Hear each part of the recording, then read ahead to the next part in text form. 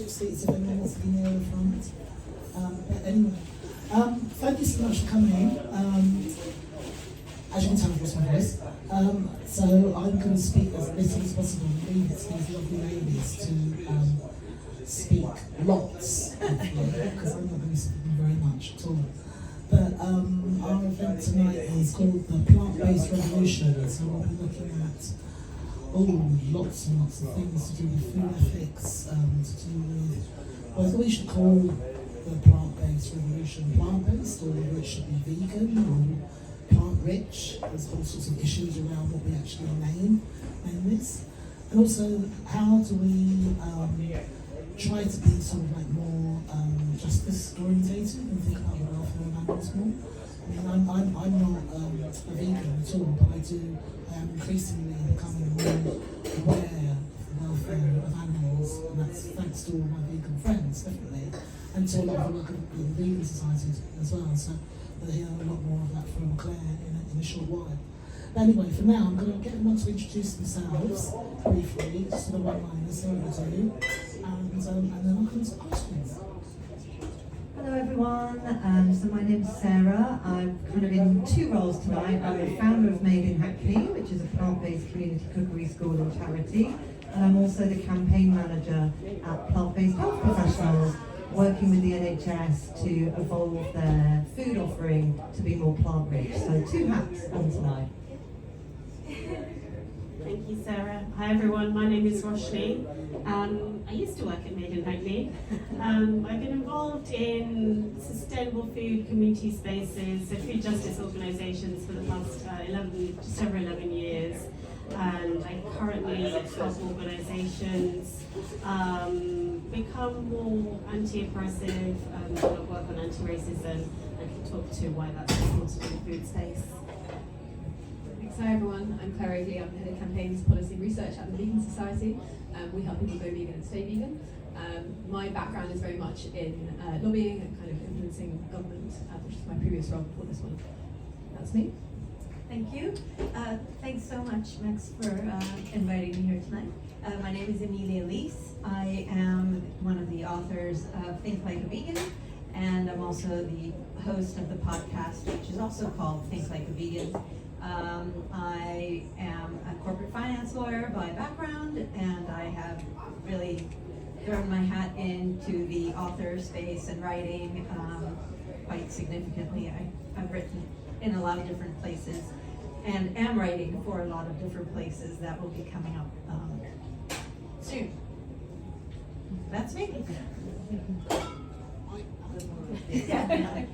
I'd normally shout, but I can't. No, yeah. So anyway, generally I'm going to ask about sort of like the whole big picture around plant-based and ethics and the environment. So it's moved, I suppose I would say, the plant-based whole movement has moved from something that's quite niche, really, to actually now more of a global conversation, I believe. So what would you see, I suppose, as the future, maybe the next frontier in the plant-based movement?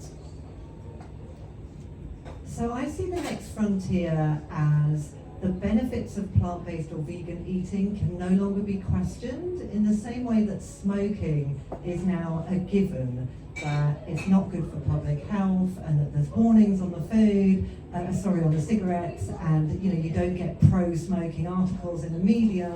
We have to get to a point where that is the same with plant-based eating. And currently we're not there, but that is the next frontier where public consensus, scientific consensus, and anyone in positions of power will accept that a low-meat diet is the best diet for people and the planet, because that's what all the evidence base says very clearly. It's completely non-negotiable, but we're still being hampered by disinformation campaigns and very well-funded meat and dairy lobbies. But that was the same situation as cigarettes, and we did manage to power through that and get to a point where the general public consensus is smoking is bad. So that's where we need to get to with plant-based eating. Thanks, Sarah. And actually, just to add to that, once we reach that consensus in number 4, we need to ensure that plant-based diets are accessible accessible, affordable, and culturally inclusive for everyone. We need to stop putting a penalty on healthy food. There are so many people living in food deserts. It needs to be implemented, like Claire got into policy, but it needs to be implemented into policy and within procurement, within all our public services. And because, well, for one, it's Black and people of colour who are affected most by food insecurity. So it's, food is a human right. Thank you, that's much more efficient. Yes, and thank you so much for making that point, Roshni, because that's essentially what I was going to say as well, so you've lined me up quite nicely, which is that I think the way I see it is we've had a lot of growth in the vegan movement through essentially very grassroots individual choices, pushing this up the agenda and then creating the demand that then has kind of been responded to by companies, by businesses. But where I'm seeing us now is that we've kind of gone as far as individual choice, I think, as on a kind of systemic level can do. So what I would like to see is kind of policy change, like Roshni just said, to support people able to make that choice. Because at the moment, we've kind of left it that, it's very much about individual choice, but then lots of people are in systems where they don't have very much choice and they're kind of being put on into certain decisions that perhaps they may not want to make, but they just, other options that are healthier and more sustainable are not open to them. So I would love to see policy change, ideally from this government in the food strategy, we'll see, to basically support plant-based options becoming more varied and accessible to everybody. I totally agree on the systemic. I think that is where we have to go. That's where we have to work towards. But for me, it's really all about including animals, non-human animals, into a social justice discussion. We have to stop looking at animals and considering them like objects, which is how we currently, the entire world, that's how we deal with animals, whether it's under our legal systems, whether it's culturally, and in practice, that's what we do. And we need to level up the conversation to talk about animals in the same way that we talk about all social justice issues. And because the thing is, they're all related. You've heard it just in the first, literally, 5 minutes of this talk. And we've already talked about how there's all these intersections and all of these entanglements with human activities and non-human activities, and how all of those are so connected, and they're connected on every single possible level, from race, class, accessibility to different jobs, and information, everything, and ultimately fairness. And we just need to talk more about that. I'm not a big welfare person. Obviously, I'm for no suffering, but ultimately for me, it's a matter of justice and fundamental fairness.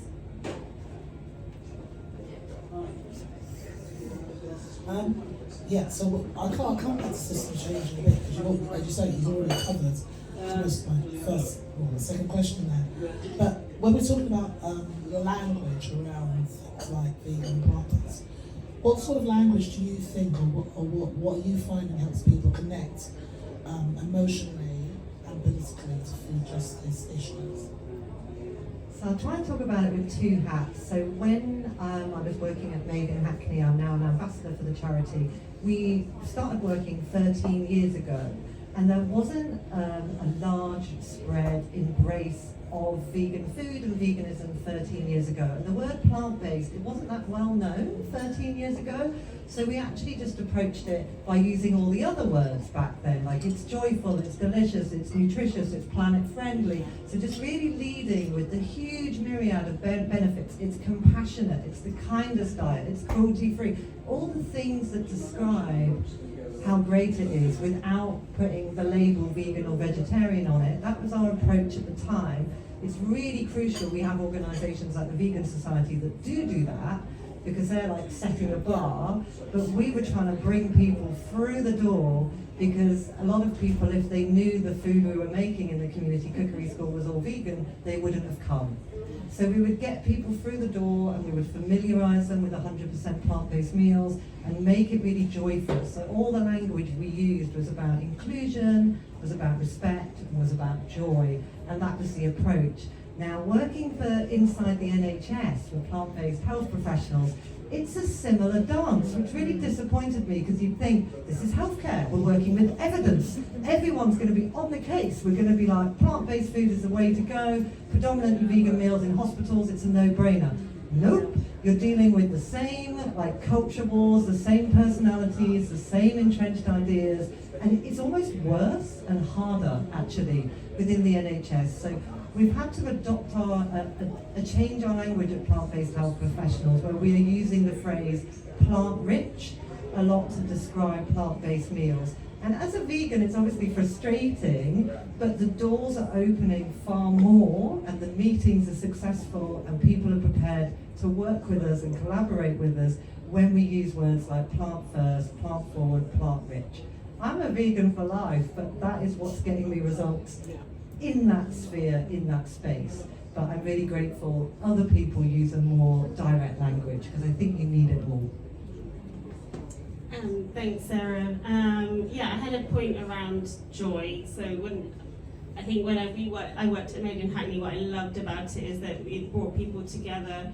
They connected over the joy of like delicious food. And I think in the work that I've done, storytelling has been a really powerful medium for like connection and change.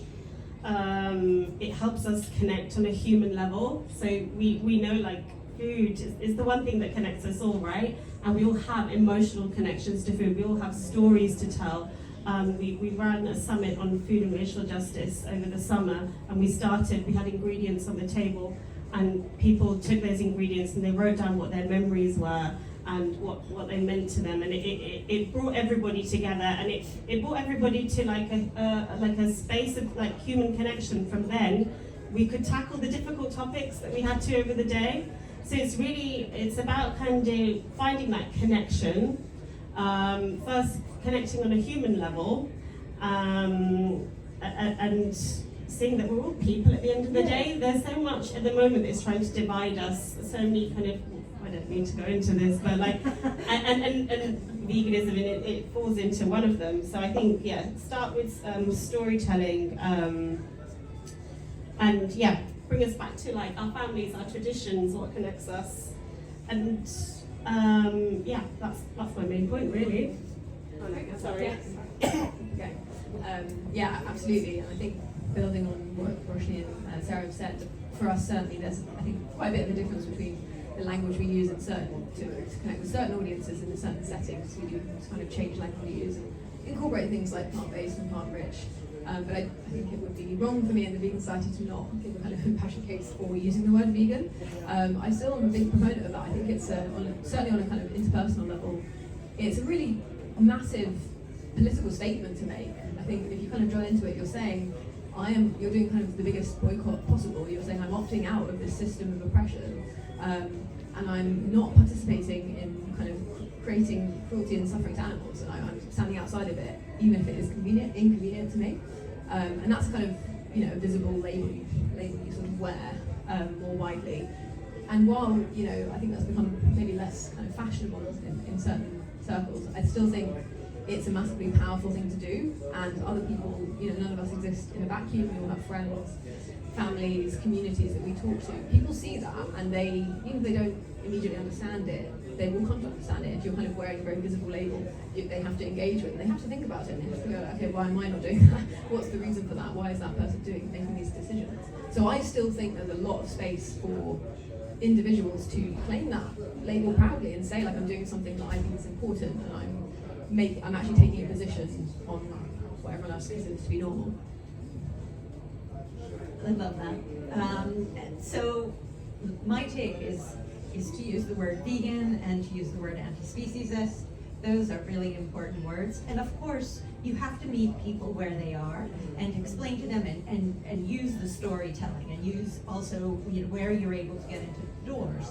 And then to continue that discussion and talk about the word vegan itself has such an incredible history, and the way that it was developed, and the history itself of the Vegan Society. It's not just some charity. The people who put it together were absolutely radical. They were incredible individuals who, after the war, said, no more of this. And for them, it was very much the entire concept of veganism was very much tied with liberation of people, liberation of nature, liberation of animals, and that is still very much something that we're struggling with as a society globally, and I think so that's really important, and sometimes that gets lost. And so I'm trying to bring more of that in the talks that I'm giving. I'm trying, and I'm having conversations like, oh, hey, did you hear about this? Did you hear about that? Yeah, like they were talking about this stuff in the 1940s. And people are like, wow, amazing, really? I'm like, yeah, seriously, there's so much rich history and depth to it that I think that once people appreciate that, they start to take veganism more seriously. They don't just look at it, actually, and I remember this, one of the very first, when my book first came out during lockdown, the hardcover, I had this talk at a book festival, and loads of non-vegans came. And, you know, I had a talk and a presentation, and they were like, oh, I didn't realize that it was beyond just food. They had no idea. So like a lot of times, even though we assume that people know because these products are available and there's the label on the restaurant, blah, blah, blah, they haven't any idea because nobody's ever explained it to them, really. You know, so getting in there and seeing that, and I see it over and over again, I find it astonishing, but then also like, great, let me tell you about this, and you know, let me tell you about this like cool history that you might not know about. And that is a really, really powerful thing. But again, of course, you always have to tailor how we speak to one another. If the person is a stranger, if the person is somebody you know, I mean, obviously that's something that we have to do. But I would say to keep the conversation going towards vegan and anti-speciesist, because I think those are really, really important concepts. I'm going to go to you, Claire, with a specific question. So, obviously, you work on policy strategy. What are you seeing as some of the biggest policy barriers when you're trying to advocate for plant-based systems changes, and how are you overcoming that? Great question, Max. And actually, I'll come back and say that I think, from my perspective, some of the biggest policy barriers are actually kind of political, which is a slightly different meaning.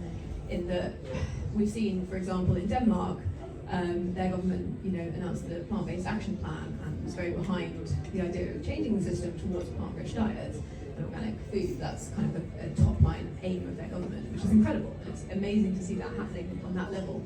So it's clearly possible to try to affect policy change in that way. And I think certainly in the UK, the barriers from our perspective are more political than anything. So that's kind of the battle we're sort of fighting more, which is trying to convince, particularly through this new food strategy that the government is working on at the moment, that this shift to plant-rich, plant-based, whatever we want to call it, diets is kind of really necessary and really important to kind of affect.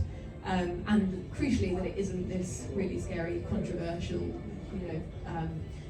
terribly unpopular position to take. So a lot of the work we're doing at the moment, very much with plant-based health professionals as well, is to try and kind of put that case forward in a political setting. So kind of literally things like meeting with the DEFRA team who are working on this, and ideally trying to talk to ministers to try and put this case forward that not only is this massively necessary, but it's also not as perhaps as kind of as divisive or as politically unpopular as you might think it is. Like, I actually don't think it is. I'm not just saying that because that's our line, but I genuinely don't. All our polling suggests that people know they need to eat more plants and they need to kind of, that's pretty accepted. And mostly people, our polling was suggesting about 69% of people said, yeah, I would appreciate government support. I think government should be helping me to eat more plants and eat more healthily. I don't think that's that controversial. So yeah, from our perspective, that seems like it's the battleground we're trying to fight at the moment. And obviously those things are really related to what's going on in the kind of wider sphere. So things like the kind of farmers' protests, I think all of that plays into the political landscape and how we as a movement need to address that pushback and make sure we're kind of taking those concerns on board, but putting our message across and getting it listened to. Okay. I'm going to go on to you next, Sarah. So we were speaking, obviously, when you were at maybe Acne, you were dealing with people that were probably facing food insecurity. So there's a lot of access to healthy food is actually shaped by people that actually can't necessarily afford healthy food. So how would you say that you're tackling that? Well, A, at Made in Hackney, B, now at plant-based? So Made in Hackney, we always made sure that our programmes were prioritised access to the most marginalised people in society. So people who experience multiple intersectional marginalisations, we would approach the community groups that support those community members and develop partnerships with them to offer courses, bespoke courses and classes. And you know, the 6-week cooking course we would do with a group of Bangladeshi moms from the local children's centre looked completely different to the course we did with a group of over 60 men who'd been brought together because they lived alone and didn't know how to cook. So like the actual programme and repertoire of that course was completely different and completely bespoke. And we had people go, oh, don't you want to create a course that you can just roll out, then you can franchise, then you can this, then you can that. And we'd be like, well, no, because we want the course to respond to the unique needs of that group. And sure, you can have like a loose syllabus, you could create like a loose thing, but you want to respond to the needs of that group. And it's always going to be like a vegan food policy you respond with, but you tailor it to what they uniquely need. We worked with a group of mums and they were newly recovering addicts who had just had babies. Very specific, and you're talking about you couldn't use vanilla essence, for example, as it was a trigger ingredient. And so you work with groups and you find out, you know, what are their needs, what do they most want to learn, what do they most want out of life, what are the things that shape their foodscape in terms of money, equipment, kitchen access, and that's the course we would go and deliver. Now, of course, we have general classes that anyone can sign up for and turn up to, and they're really fun because everyone comes with their story, their experience, their thing, and you get a really diverse group of people in the room all learning to cook together, and that's beautiful because so many bridges are built. But I think the learning and the progress will never be as much as those bespoke 6-week courses, but they're still really valuable. I've forgotten the question. I was just saying that it's health. Yeah, well, it's going to health as well. Yes, healthy food being shaped by inequality. Oh yeah, so I did answer that. You did. I think you've answered it really well. On to you actually, Roshni now. So I'd say that a lot of plant-based conversations are probably led by Western voices. So how would you say that we can ensure that like traditional and indigenous plant-based food cultures are celebrated and not sidelined? Thank you, Max. To privileged white folk, I say this with respect, get out of the way. If you have privilege and you have influence, use your platform to uplift people from different cultures and backgrounds, to uplift global majority voices and cultures and practices. I think like most Indian people, did a collective eye roll when the West discovered turmeric and its healing properties, and we're like, yeah, we know. And it was discovered, right, as this wonder ingredient. And so like we're not introducing new practices. Like plant-based eating has existed in so many cultures for thousands of years, and yes, they also ate meat, but also a lot of meat eating came with colonization, as did a lot of disease and everything else. So really it's about recognizing, well, first of all, like educating ourselves on our food system, the impact that colonization has had globally and in the UK, because we are still feeling those impacts today. Western societies were colonizers went and stripped indigenous lands of their traditional farming practices, introduced new crops, new animals that brought disease, made them reliant on us to this day. Many countries are still kind of, I guess, indebted. They're still working on a system that means that they have to export certain things to us and they can't grow their own traditional foods. Yet within the agroecology movement, we are now reclaiming those indigenous practices. So it's really about honouring the roots of our food system, and if you have the platform, handing that over, uplifting voices. What was the question again? I've gone off. Get me started about the food system conversation. Will go on for days. You've done well. It was making sure that indigenous and plant-based food cultures are celebrated. You've kept to that. That's and appreciate, don't appropriate. So it's like what I did. I keep going back to Made in Hackney. I worked there for almost 4 years, but like, you introduced a policy that if you had classes from different global backgrounds, you had teachers who were from those backgrounds where possible, and it's really about uplifting voices. I'll say that 10 times. Great. Question for you, Emilia.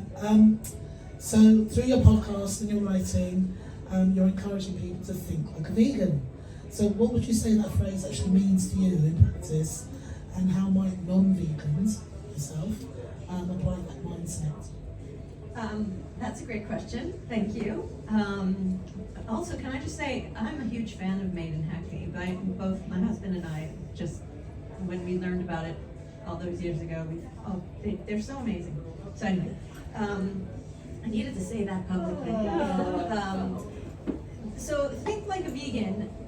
You know, maybe it's the way that the book came about will tell you kind of what this means to me, because I think that's really the crux of it.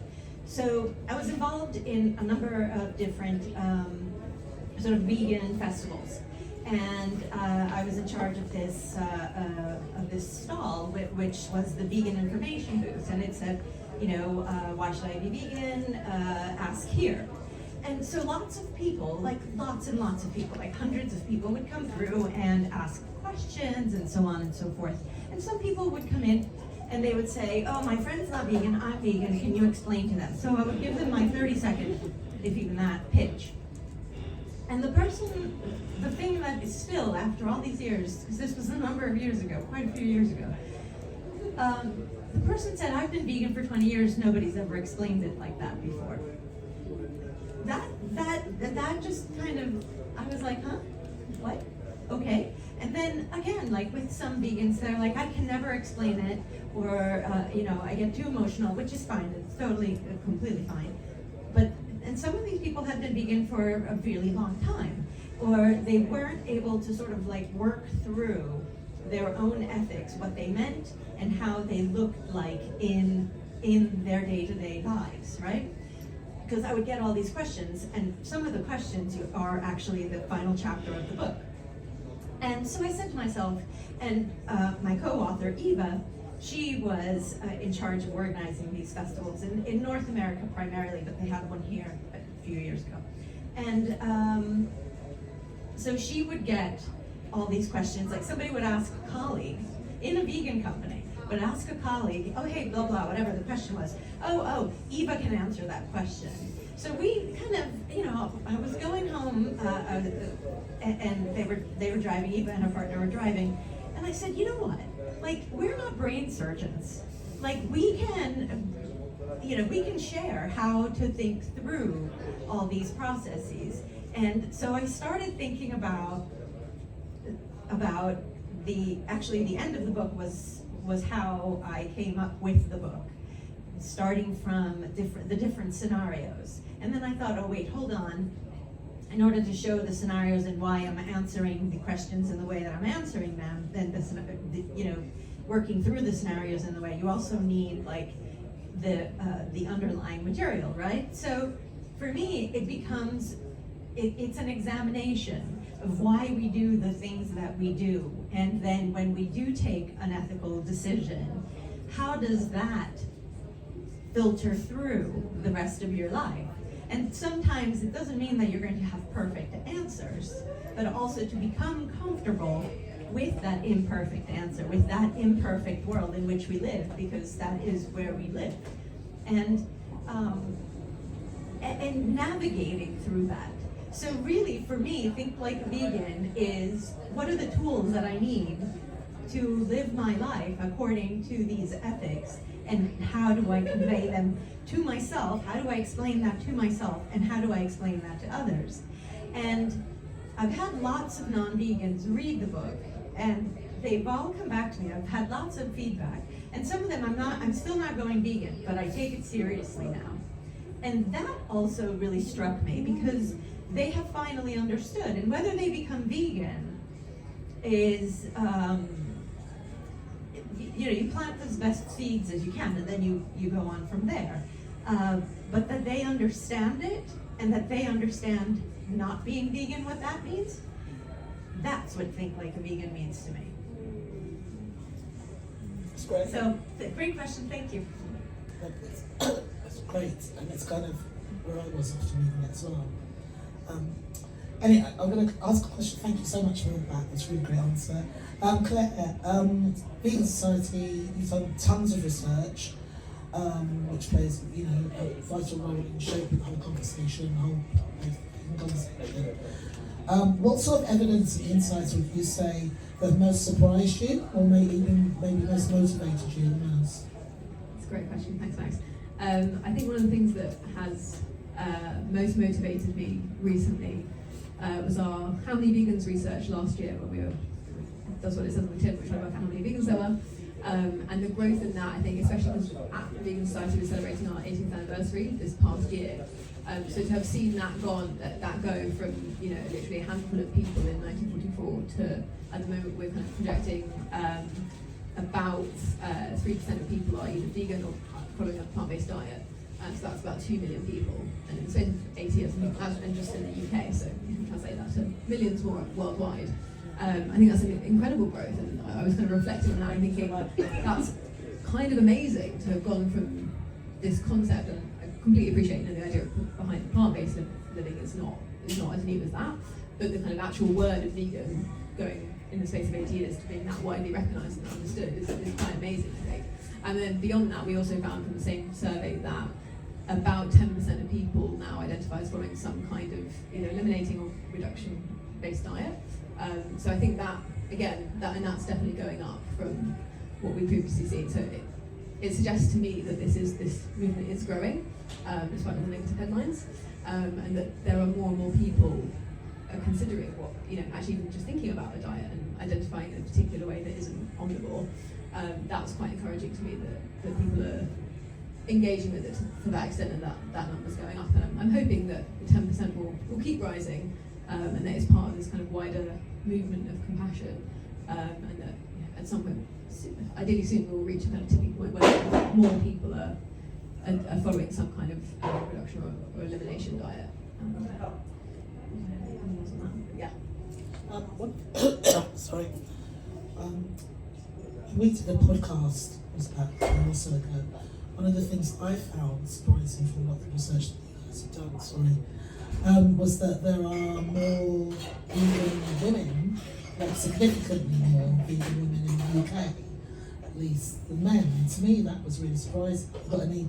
And I've just thrown this question at you now, but we did answer it before. Have you got any thoughts as to why that might be? Yeah, it's a really good question, and definitely, yeah. So I remember we did a podcast in January, and it was just around that time we'd done quite a big piece of research on masculinity, because we really wanted to understand why, basically I think it was double the number of women vegans as men. So we did a whole kind of piece of research to understand why that was and essentially what we could do about it. And as a result, started kind of putting out a lot of uncovering it. And I think one of the things that came through really strongly in that research was this association with meat with masculinity. Like, so many people were coming in our open text saying, meat, what about meat, like, it was coming through really strongly.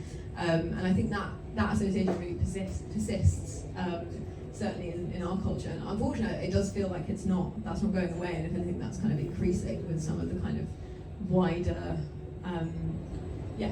discussions around masculinity. And it's actually the manosphere and Andrew Tate, but it seems, if anything, it's kind of reinforcing, that's being reinforced. So yeah, we really thought that was important to tackle.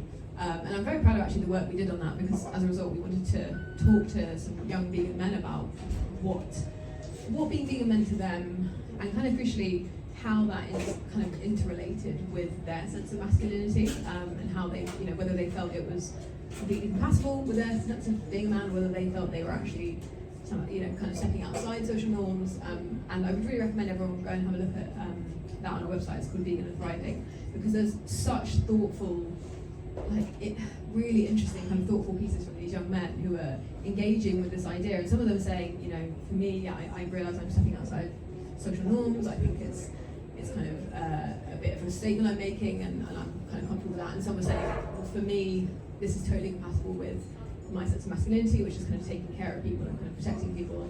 So it gave me so much hope to think these young men had really engaged with that idea, and I thought, oh, you know, not despite what the kind of overall toxic masculinity kind of discussion is going on, there are lots of really thoughtful young men out there who've engaged with this topic. But yeah, in terms of the update, I do think we did find that actually that number has slightly more equalised. There's still more vegan women than men, but I remember looking because I wanted to see whether that had changed, and it had moved slightly. I don't have the figure to hand, but I definitely think it had gone up slightly in terms of the number of men the last time I looked, so that's encouraging at least. Can I just add something? This also goes back to colonial times. One example I have is when the British went over to India, and there's a lot of vegetarians, and they said that was, you know, because they're vegetarian, they're weak and feeble and lazy and whatever else they wanted to say to overrule them. So yeah, it's a long history. Actually, I'm going to keep on with you on this one, Roshni. When you spoke earlier about blind spots around privilege and race, global inequality, well, how would you say the plant-based movement can actually work better in that particular area?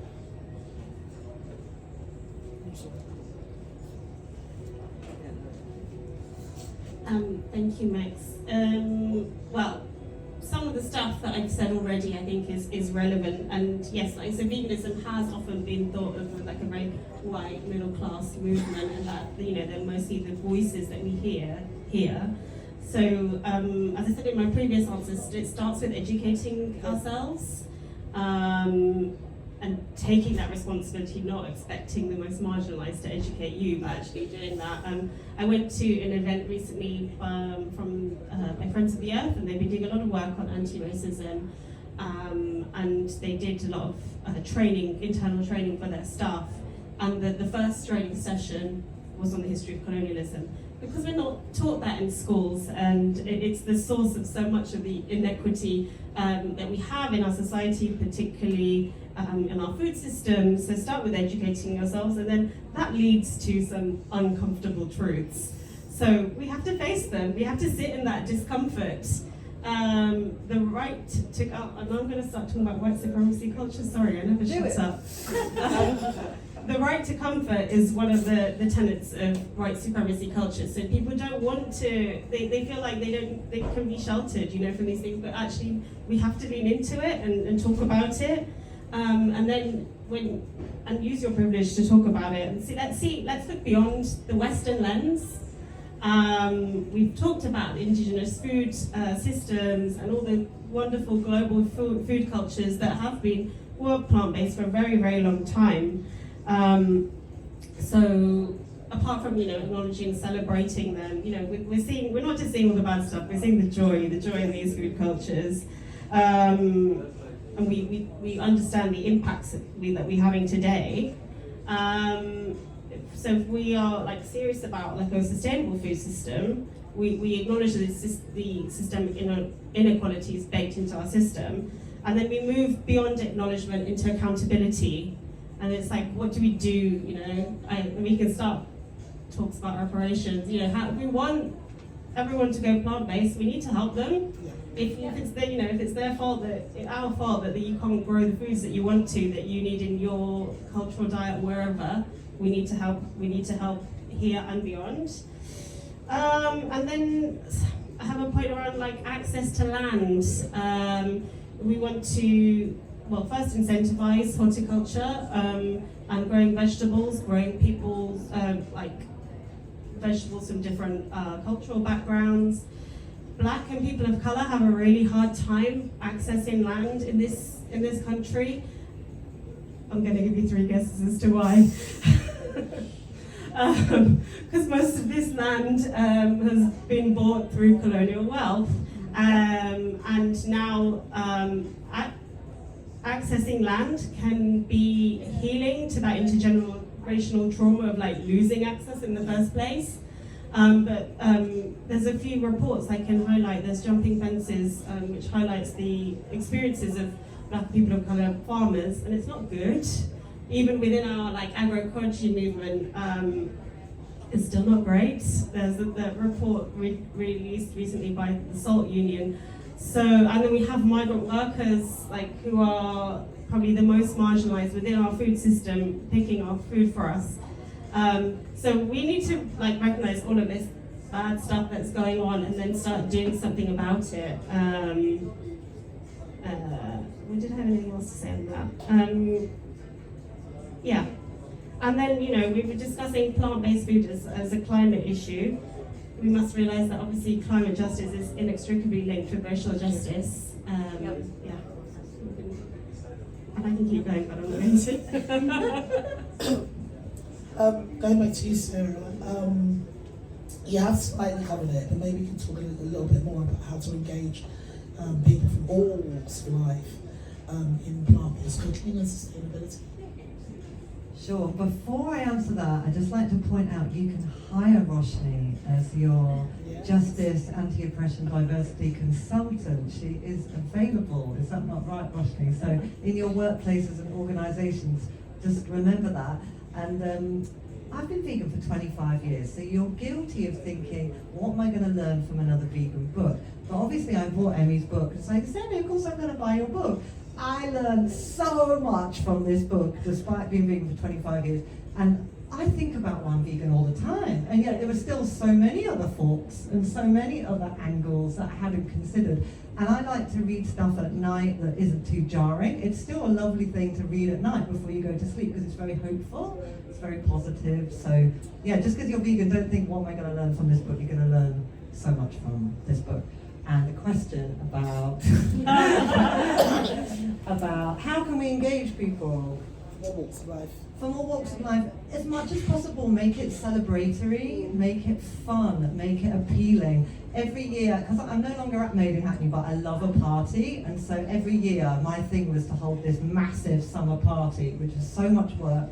But like 350 people would come, the food would be free, we'd have Ghanaian acrobats, we'd have steel pan band, we'd have samba dancers, all the food was vegan, and I was Delicious. like, delicious. This is planting so much joy and good times and good feelings in people's brains while they're eating incredible plant-based food. Like Coca-Cola doesn't sell Coca-Cola by talking to us about its ingredients or its health or anything. They just talk about joy and Christmas and parties and love and stuff like that. Hot men and but you just like to reach everyone. It's make it feel attractive, make it feel celebratory. Try not to lecture because generally people push away, and that's really hard when you're passionate about something. And I'm not sure it's a fine line when you go from sharing information to lecturing, and it's hard to know where that is. But just meet people where they are, and we always used to try and offer a solution to widespread problems. So with food, it'd be like, what's your challenge? Time and money. Okay, we'll do 15-minute meals. Okay, we'll do feed for £3. It's kids who won't eat veg. Fine, we'll do hidden vegetables. Okay, it's like you've got no equipment at home. We'll do one-pot dishes. We will help to solve the challenges you have to healthy eating. And in doing so, it will just happen to be plant-based. So it's collaborating with people on the barriers and on the access, and really listening, like what do people need, what do people want, and then developing something collaboratively with people and giving that to them, as opposed to like, here's our vegan food program, do this, do that, because that's never going to work. So, but the most important, we always used to say the most important ingredient is joy. And I stand by that to this day. If you'll get so far with being shocking and being outraged and being angry, but if you want to go really far, you've got to do it in community and you've got to do it with joy. And that's what sustains a movement, for sure. Fabulous. Thank you so much. Question for you, Emilia, and then I'll ask a closing question and open out to the floor. But you're involved as well in rewilding and environmental ethics. So how do you connect the dots between restoring ecosystems and reimagining food systems? That's a great question, thank you. So actually rewilding touches on a number of things, including colonialism, including access to land, including biodiversity. I mean, we all know biodiversity is plummeting, and the way we use land, which is primarily to, whether it's animal agriculture or planting crops to feed animals, the land mass that we use currently is the size of the entire Americas, meaning from Alaska to Tierra del Fuego. The entirety, that's how big it is, that we use for animal ag or plants for animals. And rewilding focuses on restoring ecosystems and letting ecosystems restore themselves. And our rewilding project is called Birchfield. It's in Scotland, in the Highlands, just near Loch Ness. And it's a vegan rewilding project in the sense that we ask people, whoever comes and stays and works and studies there, we ask them to only eat vegan-friendly foods. And we also don't kill animals who may be living on our land, which is an alternative way of looking at things, because that's not how things are done. Now, how is it all connected? The unequal distribution of land in Scotland is the most unequal in the entire world. It's the most, because 400 families own 90% of the land. And the trees, yes, I mean, there's a whole long history, but the deforestation of Scotland accelerated because of colonialism. Where do you think they got the trees to make the boats? When they finished them in England, they came up to Scotland. And what about, all the sheep? Where did they come from? Well, when they asked all those people who were living there to get out and go somewhere else. And so some of them came down to London, and then all those other folks, the ones who managed to leave, they are all over the world. In the Americas, in South America, and in Australia, there's loads of people who are of Scottish descent, and the reason they got there was because they were kicked off of their land. Well, it wasn't even their land, but they were tenant farmers and they were asked to go. And all of these things are super connected, and they were asked to go so that the people who owned those parcels of land could make more money. How? By putting in sheep. You know what those sheep do? Not their fault. The sheep are just they're cute little dogs, and they're just eating. But they eat everything, they eat all the mountains and everything, because in the UK, most of the animal agriculture happens outside. So, and this kind of thing also happens in England, but I'm just going to focus on Scotland. And so all of this, it's all connected. If we all had a lifestyle where we valued animals, non-human animals and human animals, for the individuals and the value that each of us has inherently, we would be living a very different world. And if we ate more plants, we would have more space for biodiversity, we would have more space for forests, we would have more space for all sorts of things, for people to interact with nature in a very different way. And to feel comfortable going into nature, because there's also a lot of that. People feel that they shouldn't be going someplace because they feel like, oh, even though you have a right to roam in Scotland, lots of people don't feel that they can, and they feel that from sort of internalized class divisions, and so getting over that. So you see, it is all one big continuing story of a variety of oppressions, and they're all absolutely entangled. And once you start looking even at a wild space and it being entangled with a variety of oppressions, you really get a much more, you're absolutely connected to something, because you can look at it and say, okay, the mountains look this way, and then you think like, oh well, they used to look a totally different way, and they used to have different people living on it, and different animals, and because there were wolves in the UK, there were bears in the UK, there were lynx, and people don't know. All of that, that's all gone. All gone, we did that. Our ancestors, well, not my ancestors were not here, but, you know, collectively with a capital W, we did that. So all of this, it's all connected. And you just feel that connection more and more, and you just know that it's you're on the right road, even if it's difficult, unpopular, you have to have difficult conversations, it's all connected and it's fine, and this is the right road. I don't know, that kind of answered it, but it got a little esoteric. That did answer, definitely. I'm going to do a closing question, but does anyone have any burning questions at the moment, or even non-burning questions? I've got one question about ultra-processed and vegan, because I know I eat a lot of plant-based food, but I'm not a vegan.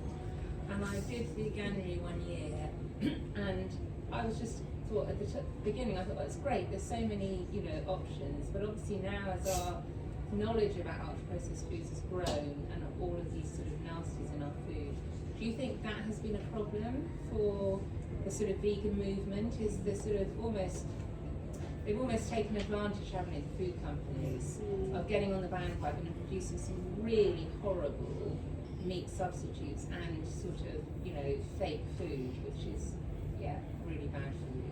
Can I answer that? Yeah, then Sure, I'll go. I never use the word ultra-processed or processed foods because that doesn't exist.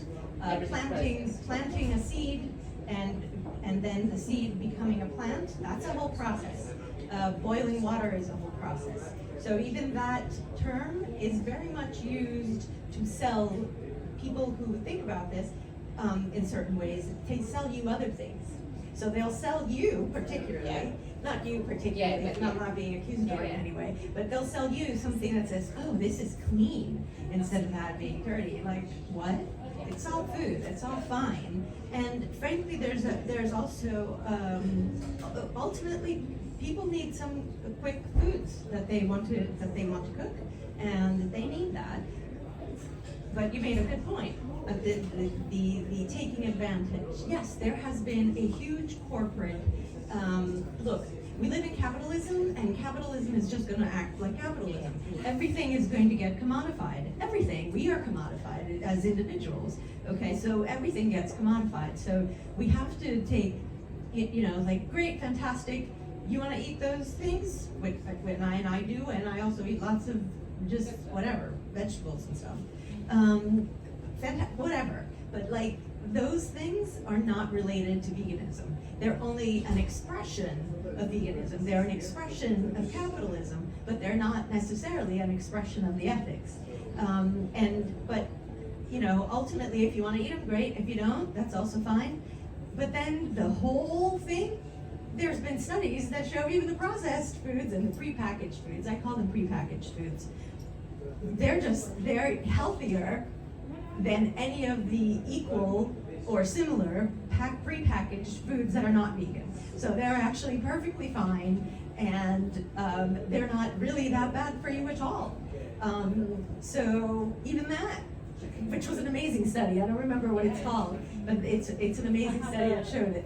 From the conference every week. Oh, you got it, yeah, exactly. Which I was like, wow, amazing. I did not expect that. Like, I'm not surprised very often. That blew me away. That's my take. And also, it's really important to remember, so like when I went vegan 26 years ago, the first question people would ask was, what do you eat? They look shocked and go, what do you eat? Now they ask, oh, you don't eat those terrible ultra-processed sausages, do you? I'm talking about random geezers in the sauna, someone on the bus. This question has been placed on the end of your tongue by the meat and dairy industry.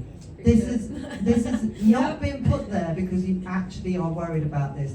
Millions and millions of pounds have been pumped into the ultra-processed debate. You just have to step back and think critically. Look at any supermarket. How much of that supermarket is ultra-processed food that is not vegan? most of it. Yeah. Yeah. The amount that's vegan is like 3%. It's a non-issue. And yet everyone talks about ultra-processed food and veganism because very good PR companies have been paid a huge amount of money to make us think about it and be concerned about it. But in reality, it's not a big deal. But if you look at France, like 16% of what they eat is ultra-processed. The rest is whole foods. In England, it's something ridiculous, like, I can't remember, 67%. It's very high, because we just done it. It's very, very high, but of that percentage, it's a tiny amount that's vegan. So it's not even a discussion point. It's a moot point, but it has taken up pages and pages of media and the news and social media, and they've done an incredible job of making people think this is an issue. And it's like, those foods, they're great gateway foods, they're great for a barbecue, they're great for a teenager, they're great for my son to make his lunch quickly. All good. We don't need to stress about them too much. Right. Yeah, sorry, I know we all get hopped up on ultra-processed foods. Basically, exactly what Sarah said, like that is a coordinated... Great question. Yeah, well, That is no, it comes up. A lot of people ask this, and and I can't stress enough exactly what Sarah's saying. This is a coordinated, particularly on the kind of linking ultra-processed with veganism specifically, is a coordinated lobbying effort from the meat and dairy lobbies. Like, I don't want to go back through their kind of annual reports and stuff, but I bet if I did, I could find it in there in terms of exactly what they're doing. So it's not a coincidence. It's not a kind of like, oh, we've just discovered this. It's like this is being placed by PR agents who are working for those Meat Association Wales, which is something I nearly have as a client in consultancy. So I can tell you that as a fact. But I think the second thing to say on that is actually if you kind of dig into the pattern of diets, and I don't like to use ultra processed on a personal level because I don't think it's that helpful when you're looking at kind of foods. I think it is better used on a kind of population level, so like what Sarah's saying about the percentage of people overall, what they're eating on a kind of macro level. I don't think I prefer on a kind of individual level to look at the nutrients and to make sure you're eating things that are low in salt, fat, sugar, and things that we really know are bad for us. I'd look at the nutrients, I wouldn't pay that much attention to like processing levels or what kind of process is being used. And if you steer clear of salt, fat, sugar, you'll probably do pretty well. And actually, just to kind of back that up, when you look at the National Diet and Nutrition Survey, and they kind of working out what people eat and understanding that, the diets that are kind of healthiest in terms of the overall pattern do tend to be vegetarian and vegan diets. They do tend to be higher in whole foods and fibre and all the fruit and vegetables. So actually, if you're kind of worrying about processing, it does tend to be actual kind of meat eaters that are eating the most processed products. Sorry, we're all on our soapboxes about It's a good question. The question of that. So I'm a dietitian and nutritionist. I've been a lecturer in nutrition in Belgium. I believe there's also a lot of like scientific information about like the amino acids that you would find in beans, and they're not all there. And you have to complement with grains, for example. And I think if you just show diets in several countries all over the world, it's done. But I think it's quite a challenge to have a balanced vegan diet. And I think, like as we said, that lots of people in the UK are using processed foods.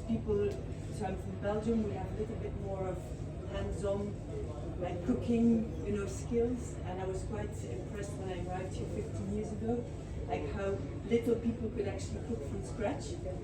And so I think it's easier, like to, cook a chicken breast, have some potatoes, make a salad, than really prepare like a vegan meal that's like really nutritious and that has all the elements in it. And so I think the big challenge is there. I think it's wonderful, and it's really a big challenge. And I think specifically in the UK, because of this maybe lack of cooking skills, which I think that's why Made in Heck is really doing a great job for that. I think it's quite a challenge, and I have so I'm mostly plant-based, but I'm not vegan. I have vegan friends that as well eat quite a lot of junk food, and I've actually I'm working with them in the communal kitchen. We both have our food business next to each other, so I see what they eat on a daily basis, and sometimes I'm a bit scared for them when I see just what they eat on a daily basis, you know, as a dietitian, nutritionist, whatever. But so yeah, I think there's a lot of work to be done on cooking skills, going all over the world, taking recipes from everywhere, you know, really getting hands-on and diving into the stuff. Anyway. I'm going to answer this with my plant-based health professional's hat on. So I'm not a medical professional, I have to caveat that, but I'm in a team of 10 doctors, dietitians, and I listen to them all the time. And they actually say that the studies that said you had to combine grains with plant protein to get complete amino acids are out of date, and that you can get complete amino acids from plant-based foods, and that you don't need to do the food combining, that the science has moved on and realized we don't need to do that. But I totally agree, healthy, plant-based, nutritious food, people need to know how to cook from scratch, ideally. And to eat a whole food plant-based diet, we need to improve our food culture in the UK, that's for sure. And so at Plant-Based Health Professionals, we spend a lot of time, not me, the education team, educating dietitians, educating nurses, because no one feels equipped. Their training didn't cover plant-based nutrition.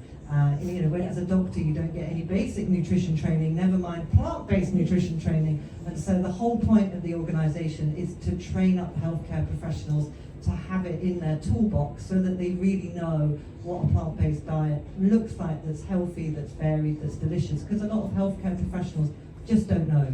And we have so many dietitians that say, I can't recommend this because I don't know enough about it to feel confident to recommend it. So we're doing a huge amount of work to change that, but it's had to be done so carefully, so sensitively, so mindful of people's different sort of cultural backgrounds and persuasions, to get everyone in the room and to be open-hearted to listen. But I think we've got there now, and we have lots of events planned for dietitians and for nurses and for doctors.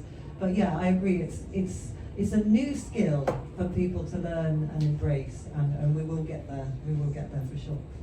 Can I make a comment? There's also this idea that vegan food has to be complicated. Like you're like, oh, vegan. No, it's not. You can make a bowl of, you have beans, you have some grains, and you have some some vegetables, and you put a sauce on top of it, and you're done. Yep. The end. Takes 20 minutes. I don't have a whole lot of time to cook. Sometimes I do, sometimes I don't, like everybody else. But the idea that it's complicated, it's a fallacy. And this idea that you have to know everything about nutrition. When you're vegan, you have to know everything about nutrition. You have to know everything about all of the stats. You have to do this because then you will have people who will oh, but da da da da da. No, absolutely not. And when I first went vegan 13 years ago, whenever it was, I found this great app, the Essential 12 or something like that. Which one is the one from that? It's a U.S. doctor. Dr. Gregor. Yeah, Dr. Gregor. And just literally it has little check boxes to all the, you should really have all of these different groups, and you kind of check off what it is. And I over the years, I have recommended it to a variety of people who first became vegan because they're like, oh, I'm not sure. Just use that and you'll be fine. You have to eat 15 million different types of vegetables every day? No, absolutely not. You'll be absolutely fine. But it gives you an idea. But I do agree that people, and again I'm going to connect it to capitalism, people are so time poor. And they are so detached from the food, from even from all sorts of things, that they have a hard time actually doing any of even some basic things. But what I also would like to say is that canned food, frozen vegetables, canned beans, frozen vegetables, all of those are absolutely fine. And we have to get away from this idea that we have to plant our own. If we're able to do that, great. But it's not you have to grow it, you have to bring it in your house, you cook it, and then you're enslaved in a kitchen all the time if that's not what you want to do. That's not how we live. It's not how we are in 2025. But what I love to see, cooking classes in schools, Yeah, absolutely. That would be amazing. Would I love to, and you know, like the cooking classes that Made in Hackney does, fantastic.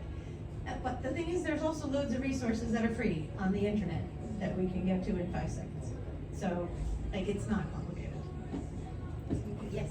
Just rounding up, or is that No, okay no, to carry make- on. No. I don't have a question, but I think what you said suddenly diverts my thinking, and it actually ties in a little bit to what Roshni and myself, I think in terms of being racial minority. I'm not speaking for you, but at least I can say that I'm racial minority, and I think I am the only Chinese here.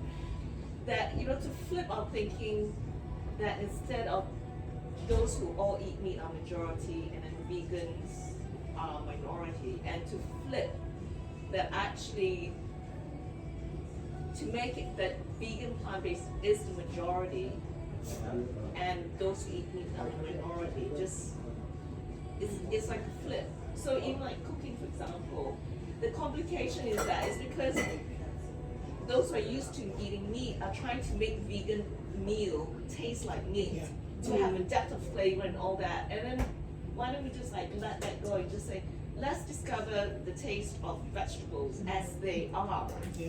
And then that grows, you know, to become, and for the planet's sake, that needs to be more of the majority, and the eating meat goes to the minority. And then one, I'm also trying to bring you in the conversation, and one other thing you said too was that I went to a conference, and instead of saying how the conference usually have meats and salads and all that stuff, then there's a vegan option on the site that you can pick, and then flip that. Everything is vegan, and if you want to eat meat, then you can have a meat option that you add. Make them feel like the beautiful. No, it's not that. It's so as to go beyond that, because we want to go beyond the minoritization. Yeah. And because of all of us have colonized thinking, that we feel that we always have to answer to the majority, and to let go of that so that we can stand as human beings that what we want to do is eat more plants. And then let's work from there. And it's for everyone. Yeah, thank you, Zuka. And I have like 2 things to say on that. For one, I grew up vegetarian. In my culture, that is the norm. So for me, the thought of killing something and eating it is so weird. Like when you see just a piece of meat, you know, like, oh, look at that steak. That looks disgusting to me because it's not the norm. It's not the culture I grew up in. And then it's like, where's the flavour? And then, your point to having plant first as the option. And I did a fair bit of work with King's College University, and Graham there heads up the catering. He's brilliant, and they have kind of trailblazers in that space around how much. I think when I was last working with them, they were like 66% plant-based across all of the food that they do at the university. And yeah, so for catering options, they would offer, they'd call it the sustainable menu, in essence, of the plant-based menu. They offer that first. And at events, they just by default have the vegan option or whatever, and then people have to exactly opt into the meat. And then you're adding that, it's not only nudging people towards that behavior, but you're also adding an extra step.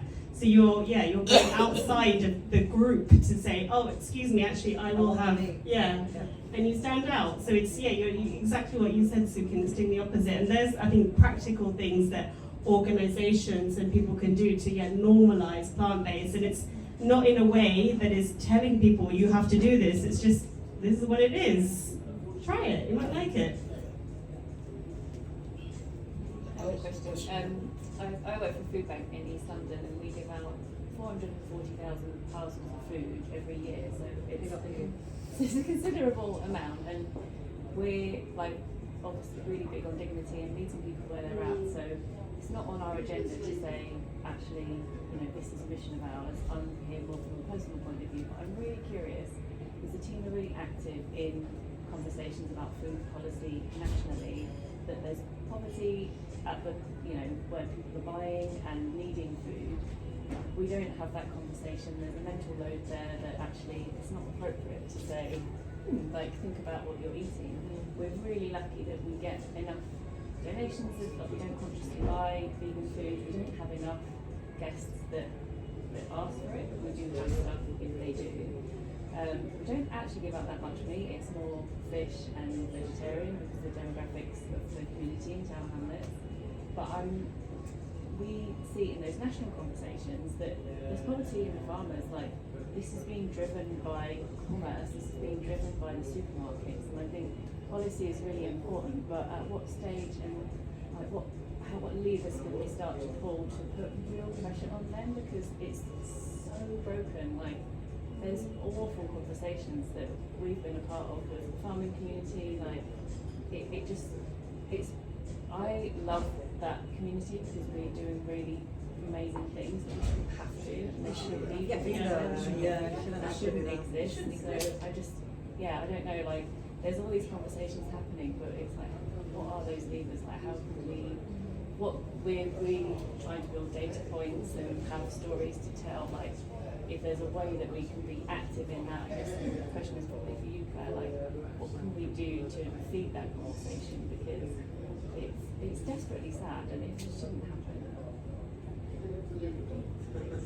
Yeah, great question. I would love to maybe talk to you separately and kind of dig in, because I think you're absolutely right. There is a big piece missing on the kind of access, and it is something that, so I mentioned, I think I already mentioned the 10-point plan that Vegan Society developed in collaboration with the plant-based health professionals and Food Rise, which is kind of food justice organisation as well as other stakeholders, aiming at trying to promote plant-based foods and trying to get them more recognised in the food strategy and kind of policy. And as part of that, we have a few points on access and on kind of, we recognise that for a lot of people, it's kind of literally like even just getting any food is a challenge. So what I think it's maybe 2 points we have in that 10-point plan that talk about how can we make plant-based food in particular, and food in general, more accessible to people, cheaper, and something they can get hold of. And we also certainly have a point about kind of cooking from scratch and making that accessible, because I think that the kind of bigger food culture is a problem as well. So yeah, I'm wondering if maybe we can have a follow-up conversation and kind of We talk have more guests that about have no, like, I was trying to look at the numbers on my phone to see what they were this week, but we have guests that have no cooking facilities at all. So it's like we're giving what we can, it's snacks and it's hot noodles and all those things, and it's something, but it doesn't feel good, you know, like it's No, I just want to say I totally understand. I used to run a food hub and had these exact same issues, and it's just the dignity is stripped out of kind of that food access. It's like, here, have this pot noodle, that's all you're good for, it's about to go out of date. But you know, it's food, it's calories, and yeah, these aren't the people who we should be moralizing to and say you should be eating more of this and more, and none of us are suggesting that. It's really about how do we fix that system, and it's not just how do you improve their access to food, how do you make sure that their housing is secure, that they have electricity, that they can afford to actually cook what we provide, or we don't need to provide.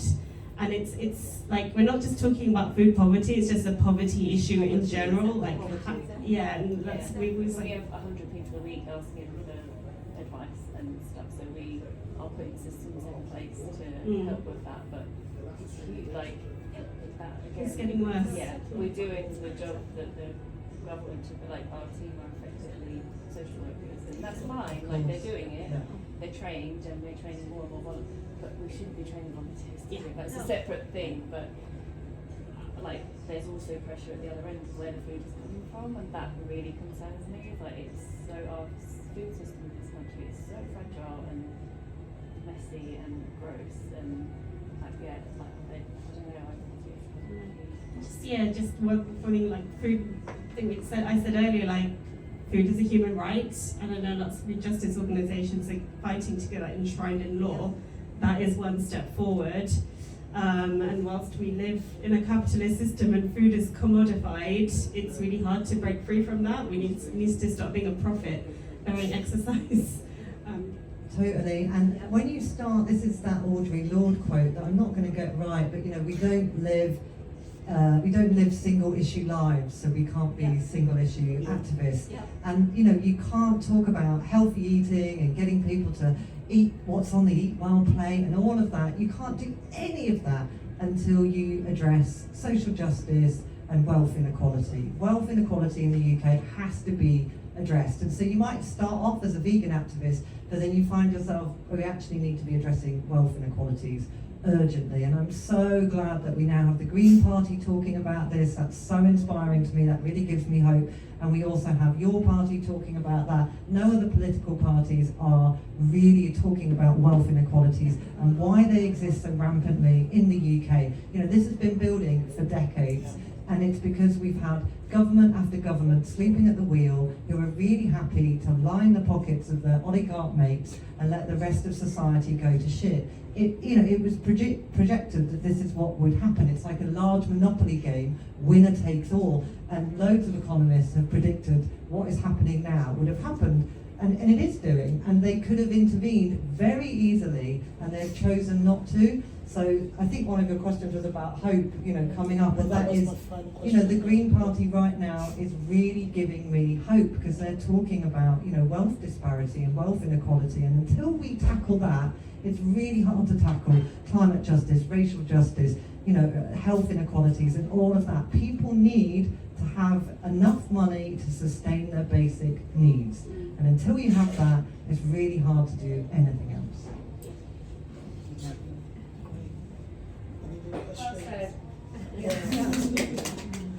I mean, that was my sort of final sort of closing question. Really, was everyone is feeling like overwhelmed by sorry. People are feeling overwhelmed by climate anxiety, policy inertia. So I'd say to each of you, I mean, you can kind of ask for it, but you're happy to. If you want to add more, you can. What gives you hope? What would you say are some practical actions that individuals or communities or even governments can take right now to make real impact? Who's going to go first? Sarah's already gone. Go on. Roshni. Well, one thing that always gives me hope is young people. Yeah. Whenever I interact with young people, I did a lot of work with plant-based universities when I was at Made in Hackney, and they are so cool and so energized, and they're really out there making change in a way that I never was at uni. I was clubbing.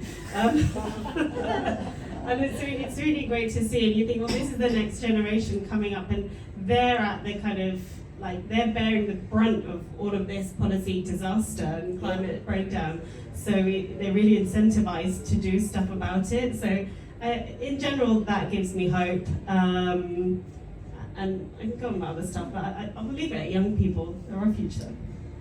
Absolutely, I agree. I think for me, I would go back to kind of, don't underestimate the power that you have as an individual. So whether that is kind of going vegan, being completely vocal about it, if you are already vegan, maybe thinking about going vegan if you want, engaging, maybe reading Emilia's book, thinking about it, because I think even as an individual, it does reassure me that even if I change nobody else's minds, I've saved 100 animals a year, and that gives me a lot of satisfaction. But beyond that, I think, going back to what I said previously, we exist in kind of communities, and we have a lot of influence on the people around us in our workplaces and in our school, playgrounds and people we're talking to.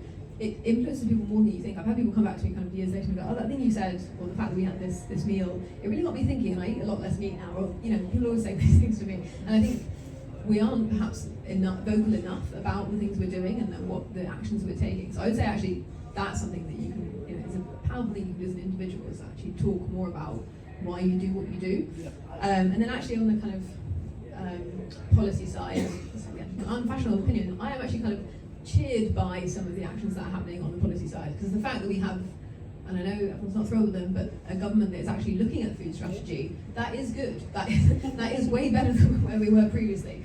And I'm sure we will live to be disappointed in whatever comes out of it, but still, I think the fact that they're looking at it seriously, considering food, and have said they want to take a systems approach, and are doing it kind of in-house, as it were, in DEFRA rather than kind of separately. That is quite cheering to me anyway, as a kind of policy person. They're doing the most that they could be doing at this point. And then I think some of the signals coming out of it as well, kind of mentioning plant-rich diets as part of that. Again, I am quite cheered by that, to be honest. I am like, oh good, this is coming through. And then certain conversations like we've just had, Sarah, like that, again, connecting up those thoughts and being able to then, for me to know about your experience and to be able to kind of carry that into those discussions is massively helpful. So I think the fact that the movement is then connecting up more widely, again, I'm seeing a lot more collaboration, so that gives me hope as well. There's many things. That's great. It is. I don't know what gives me hope. I just know that I wake up and I do what I do, and I will just keep doing it. The end. So if you wanted that to be hopeful, maybe that's it. But also to have the courage to live by our convictions. We compromise so often and so much, and every time we compromise in a way that lets down a whole other group, and in some cases that whole other group is non-human animals. Every time we do that, we have betrayed a whole group of people, a whole group of animals. And I think all because we think that other people aren't going to like us, or that we're going to make some friction or whatever. No, we can't. We have to make friction. We have to confront these things that are happening. We have to confront all of the issues, and we have to be uncomfortable, and that's just how it is. But it takes the courage of those convictions to say, I'm not going to compromise down anymore. Next time I compromise, it's going to be compromising up, and I'm going to bring everybody with me. And that is the thing that keeps me going, because I am not going to compromise down, and I'm going to keep compromising up. And everyone is entitled to liberation. Everyone is entitled to at least basic fairness. And that's what gives me hope. It's just that, being really annoying.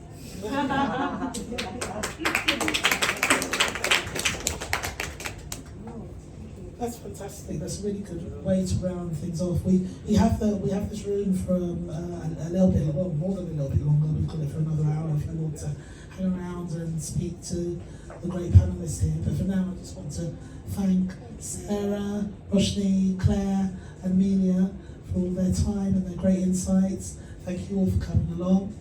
And yes, carry on talking. Thank you.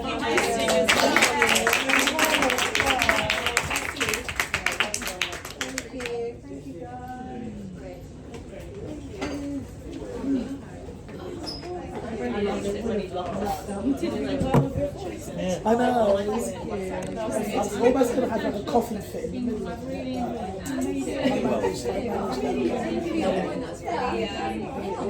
It's far worse this morning. I was thinking, oh, Tom, are you going to have to do this? Yeah, right? The microphone. Oh no, I'm Thank you for your answers. Yeah.